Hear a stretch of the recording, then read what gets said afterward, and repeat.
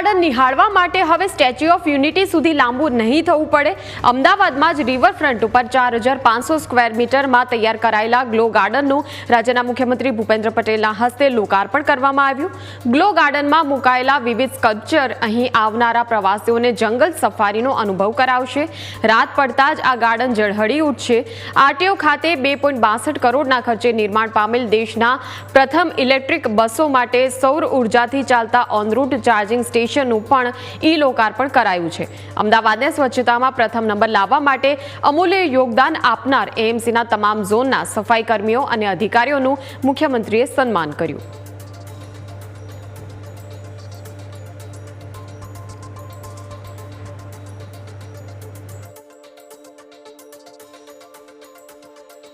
નગરજનોને sustainable clean and green environment મળશે। આદરણીય શ્રી મોદી સાહેબે શહેરમાં બેઝિક ઇન્ફ્રાસ્ટ્રક્ચરની સાથે આનંદ પ્રમોદ માટેની સુવિધાઓનો વિકસે તેના પર પણ ભાર મૂક્યો હતો અને તેમના જ વિઝનથી દેશનો પહેલો રિવરફ્રન્ટ અમદાવાદમાં તૈયાર થયો છે।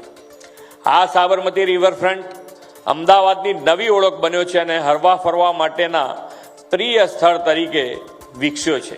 આજે રિવરફ્રન્ટમાં મૂન ટ્રેલ પાર્ક ગ્લો ગાર્ડનનું એક નવું નજરાણું ઉમેરાઈ રહ્યું છે અને શહેરીજનો માટે તે આકર્ષણનું કેન્દ્ર બનવા જઈ રહ્યું છે। આપણે પણ આજે 2047 સુધીનો વિકસિત ગુજરાતનો જે રોડ મેપ બનાવ્યો છે અને એ રોડ મેપ જો આપણે છેક સુધી પહોંચાડવો હશે તો આપણે સૌએ સાથે મળીને આ માટે કામ કરવું પડે।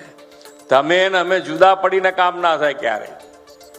હંમેશા વડાપ્રધાનશ્રીએ જનજનની ભાગીદારી સાથે જ રાખી છે। તમે જુઓ એમનો કાર્ય મંત્ર છે સૌનો સાથ, સૌનો વિકાસ, સૌનો વિશ્વાસ અને સૌનો પ્રયાસ।